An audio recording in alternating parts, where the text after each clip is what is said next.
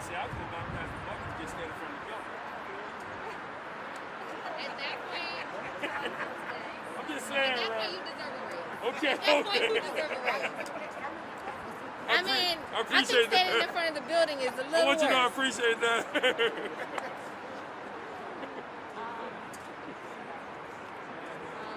You guys are fine.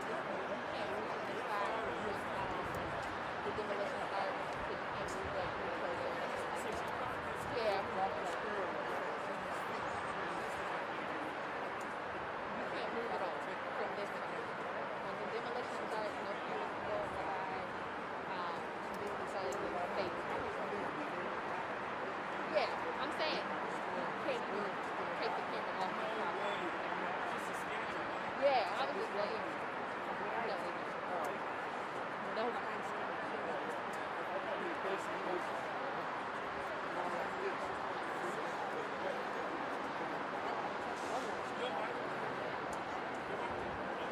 We was dropped in front of you when you got the name. That's nice, man. Right. So it'll be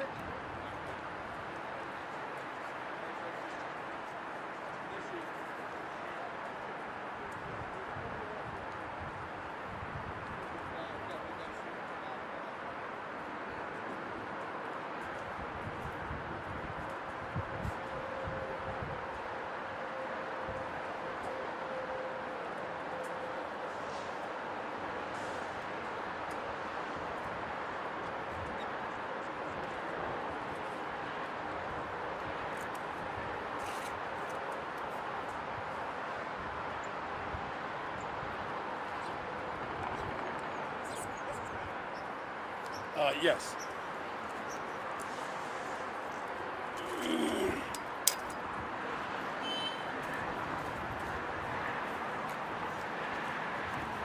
Judy, can you go to the house and install those roads? Call me right back.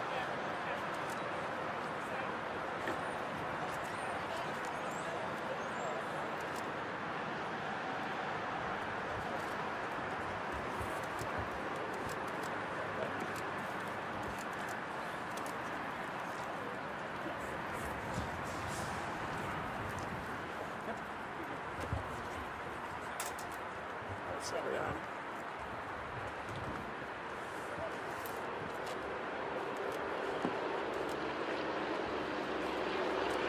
Alright, good afternoon. Hi, I'm Holly Arnold. I'm the Deputy Administrator of the Maryland Department of Transportation, Maryland Transit Administration. And it's my great pleasure to be here with our special guests, Governor Larry Hogan and Secretary of the Maryland Department of Transportation, Greg Slater.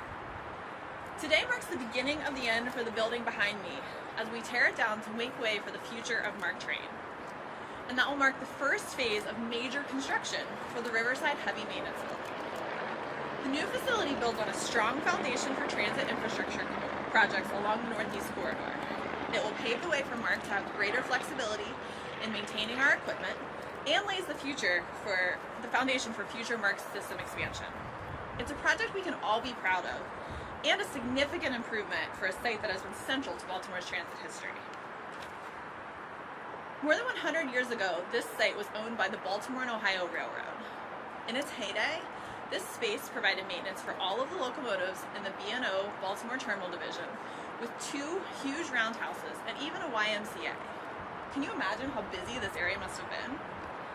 For more than a century, it thrived in Baltimore and helped maintain our locomotives in the region. And with the new heavy maintenance building, set for completion in 2023, we plan for this area to be an important part of our legacy for years down the road. Here's our vision: a 35,000 square foot building with 4 slots for diesel and electric locomotive maintenance and repair. That capacity will enable us to streamline federal inspections by freeing up space in the existing shop. It will improve repair times, reduce costs, enhance operational flexibility, and increase reliability. In other words, it will ultimately help us keep the trains running on time, which is really the main thing that most people want from a train system anyway. As we look to the promising future of this facility, I want to thank our MDOT-MTA and MARC train team, as well as Clark Construction and Concrete Technology Services that made this day possible. Would those of you who are on that team please raise your hand? All right, ladies and gentlemen in the audience, would you join me in a round of applause for the people who made this possible? Thank you, team. Just like our riders and those all over the world, these professionals and all of MDOT-MTA's workforce remained resilient over the past year during a time of unprecedented hardship. We stayed focused on how to make transit better, safer, and more accessible to the people who depend on it, while still developing improvements to make it as rider-friendly as possible. Projects like this that lay the groundwork for future infrastructure improvements for generations to come are a proud reminder that we in Maryland never stop investing in the future. Thank you. Now let's welcome Governor Larry Hogan to say a few words.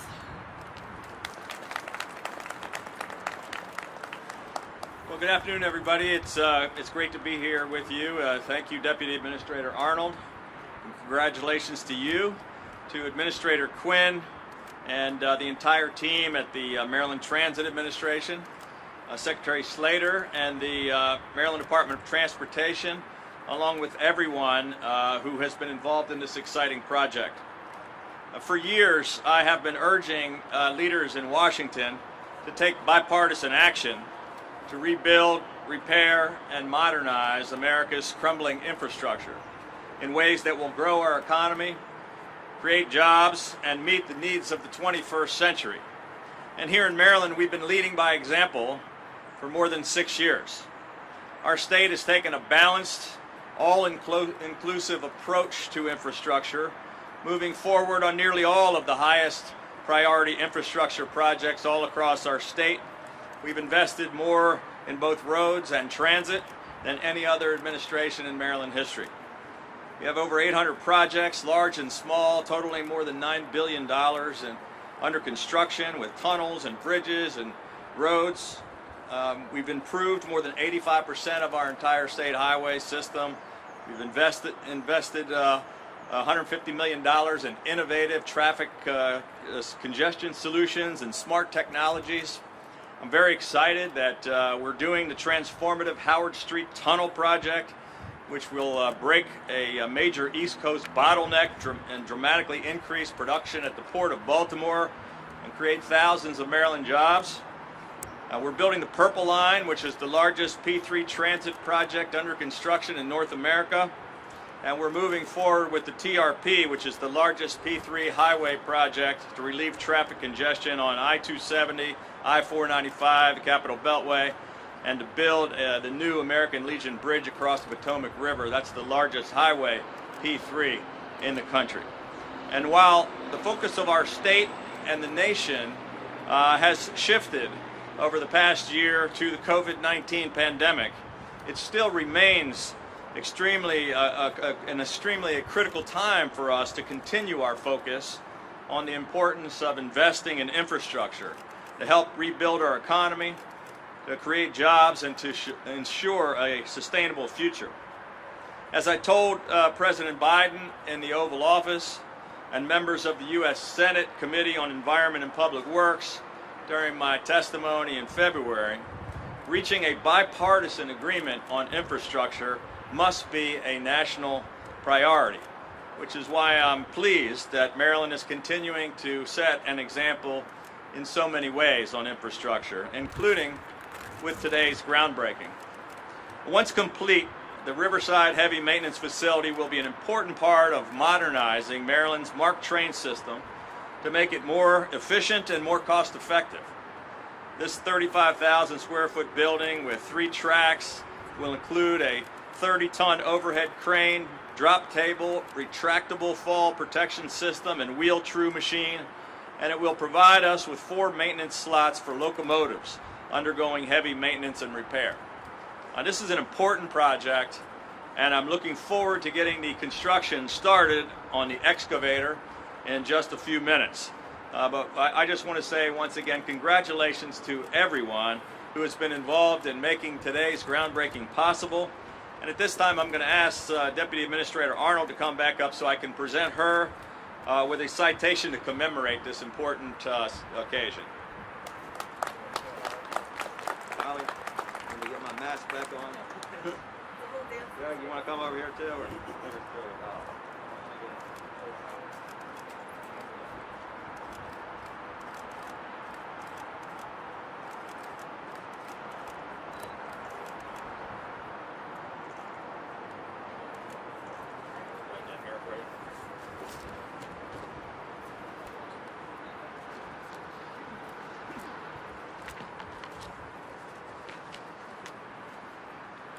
Thank you, Governor Hogan. And now I'd like to introduce Secretary of Transportation, Greg Slater, who is helping keep Maryland at the forefront of customer-responsive transportation. Secretary Slater? Thank you, Holly. Great to be here with you and Governor Hogan today. It's a really hard-working team that's helping prepare this rail yard for future generations. In Maryland, it's our tradition that we work hard to make sure that the next generation has solid infrastructure to build on and to thrive. Maryland Department of Transportation is celebrating its 50th anniversary this year.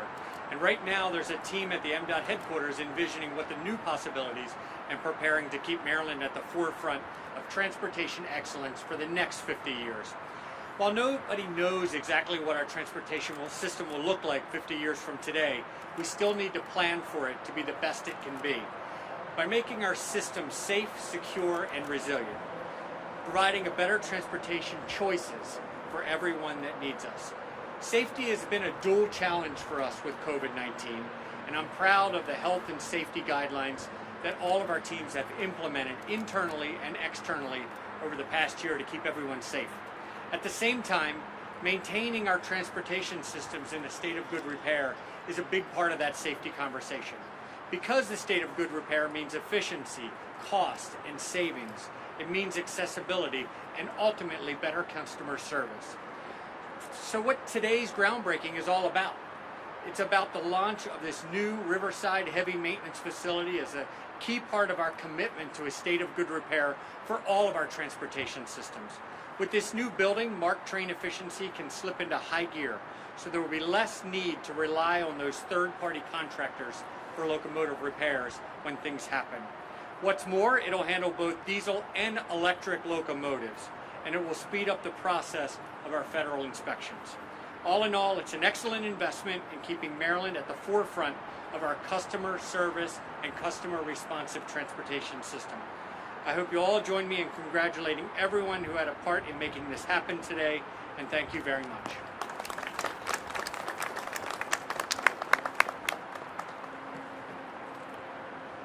Thank you, Mr. Secretary. And thank you all for coming out this afternoon. And now for the event we've all come to see. Governor Hogan will personally lead off the demolition process by climbing into the excavator you see behind us and start the process of tearing down building number 6 to make way for the future.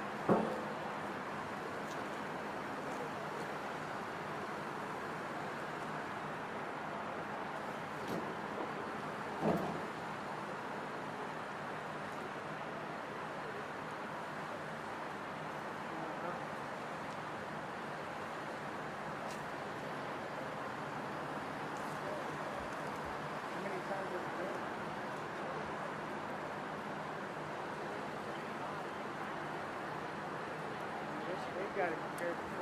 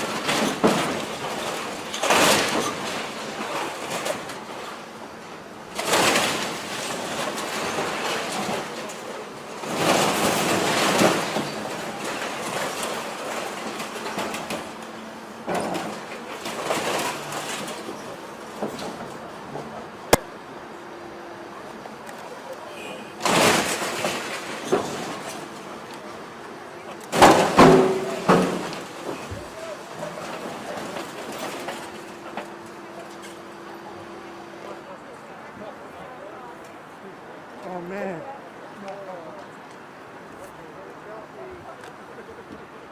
Like a sprain a leak, huh? Yeah. No.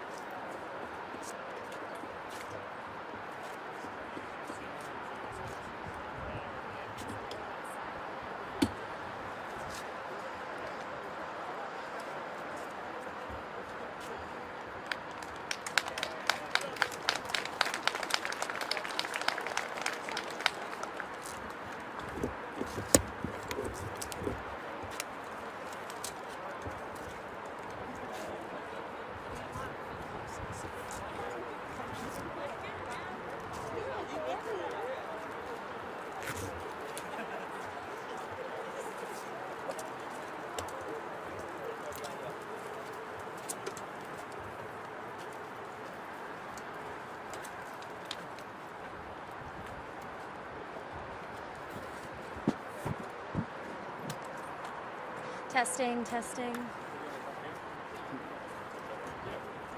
Just gonna do a gargle, guys. Yeah. You guys all look good with your hard hats on. Looks like a hard-working press corps. That was all me. That was all me. I don't think they're gonna let me do it again. But that was all me. Yeah. Once I got the hang of it, it was pretty fun. That's more fun than my day job. I guess you could have stayed up there all day, right? That was a lot of fun. I mean, you know, there's been a lot of my job is normally just a lot of stress, but that was a good stress reliever. I would have more fun doing that every day.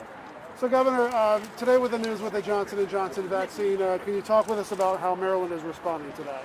Yeah, well, so we woke up this morning to that news. I know the focus all was on the legislative session late last night, but first thing this morning we got the word from the FDA regarding the temporary pause in the Johnson & Johnson. It required us to make immediate adjustments all over the state and changes to all of our distribution, and we were able to take care of that very quickly. Then we had I've spent, in addition to the bill signing 66 bills today, we also spent 3 or 4 hours on multiple calls with all of our team. And then with the White House coronavirus team, we were on with Jeff Zients, all the governors, Zients heads the coronavirus task force. We had the Secretary of HHS, the head of the CDC, Anthony Fauci, the FDA, and everybody answering questions and giving us all the information. I mean, we don't have a lot more information than you do, other than you know, that they paused out of an overabundance of caution. They found they've identified 6 cases out of 7 million of people that had a stroke. They don't know if it's connected or not, but they're stopping to make sure. They say it's going to take a little while, maybe a week or 2, for them to do that internal review. And obviously we're concerned about it and want to make sure that they get all the answers to us. It didn't impact us greatly on our distribution. You know, today we hit 3.5 million. We hit 80% of all the people over 65, and we hit 50% of all the people over 18. We've done 500,000 shots in the past 7 days, but very few of those are Johnson & Johnson, because, as you know, they had already they stopped sending them to us a week or 2 ago. So we had a few thousand of them. It required us to, the only thing that really shut down today was our FEMA mobile sites, where they were using J&J, and they paused their own FEMA sites. We had to discontinue our walk-up line at Hagerstown because we had to take more Pfizer and Moderna, move them around to people that were going to use J&J. But it hasn't really had a dramatic impact on us, but it's something we're watching very carefully. We want to make sure everybody's safe, and but we're moving forward big time on the other 2 vaccines, and we're still making progress every day. We had our biggest days and our biggest week, and we hit 3 major milestones today. Did you feel a little blindsided? Have the continued rollout of more mass vaccination sites, and will appointments have to be canceled, or will you try to honor all the appointments that have been made? Well, all of our appointments that have been made are Pfizer and Moderna, and so since we didn't expect any J&J this week, it's not going to affect us. It could and probably will affect some of the pharmacies and some of the physicians that we're using. J&J, and I'll just say that we should be able to accommodate them at all the mass vac sites. So if someone had an appointment scheduled with their doctor or with a small local pharmacy that was going to use a J&J shot, they can come to just about any of our mass vac sites, and we can take care of them right away. Governor Hogan, Peter Summer with Afro-American newspaper. This is a Baltimore-based question. It's also infrastructure.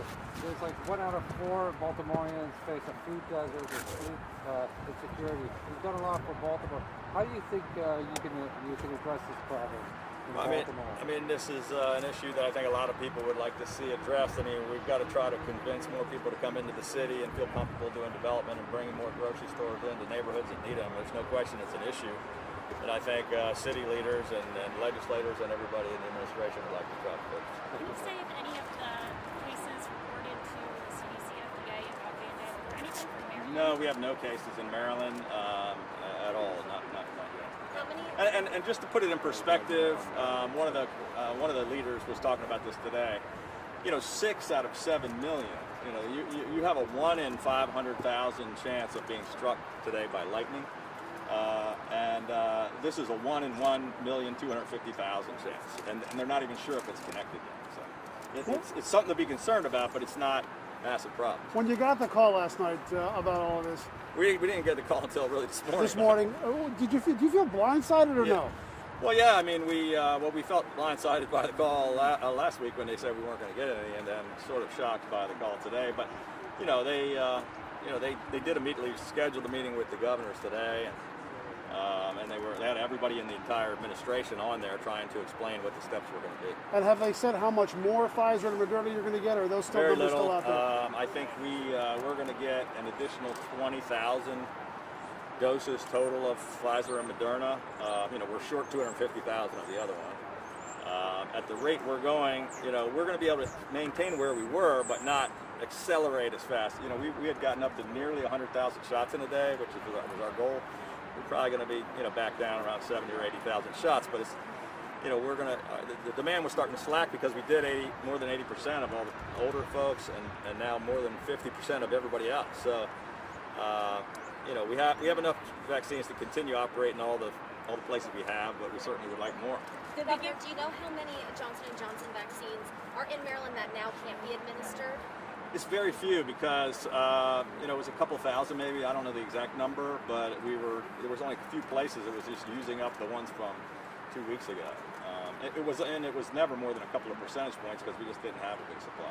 I feel like a broken record. I've asked you this like 4 times in the last week, but did the White House today give you an update on the Johnson & Johnson supply? Like how long this pause might last, when we could see it come back? No, they really didn't. I think they said they're going to take a look at this. They want to be careful. They want to be cautious on this new thing today, which did this pause and do a study. That's different from the other one, which was they're all interrelated because they're all the same vaccine. But I don't anticipate there's going to be much change this month. So it's going to be at least several weeks before we get there. They tell you production halted at Merchant. I don't know if production is halted or not. I know that they're not shipping the doses out, but I know they have millions of doses, and they were waiting for an emergency EUA. I guess that's probably, it could happen concurrently with this other thing, or one's not going to happen without the other. What's the timetable of the concessions for the tollways? You have Transurban from Australia and others. Maybe the Secretary of Transportation can talk about that. The timetable, we're working through the procurement process now. We go to the MDTA board before it was be presented to the Board of Public Works, so this goes several weeks ago. So how long are we waiting for an operator to be chosen? So an operator will be chosen. So what we'll do is we'll finish the procurement process, go through all the processes there. We'll take it to the MDTA board the following month. Right now we're looking at either April or May going to the MDTA board, and then we'll come in and with a selected You have the Australians, you have the Italians like Autostrada, Lancia, you have Aventus. How many bidders do you have as major title operators? We had 4 in the beginning. We had 3 major firms that submitted complete bid packages. Okay. Anybody else? As far as Emergent is concerned, has the government talked with you about when the EUA can come through? No. It seems like nobody can answer that question. No, they don't. They're not really. Although they're reaching out to us, letting us know that there's this issue with this problem, they're not really sharing a lot of detail. Yeah. With our mic problem, can you just say what, I'm sorry, what clinics are directly impacted by the lack of Johnson & Johnson? The only thing that's directly impacted is FEMA has, for today at least, stopped their mobile units. So we had 3 FEMA mobile units.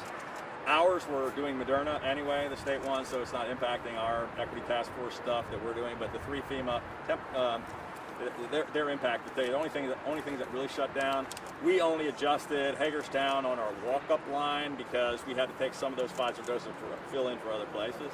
But everything else is pretty much open.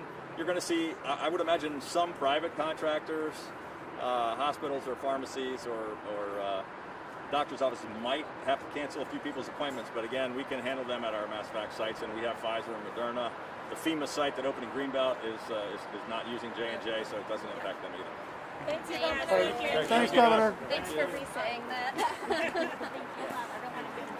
Yeah, no problem. Sorry about standing. Well, maybe the secretary, if he's, that doesn't matter.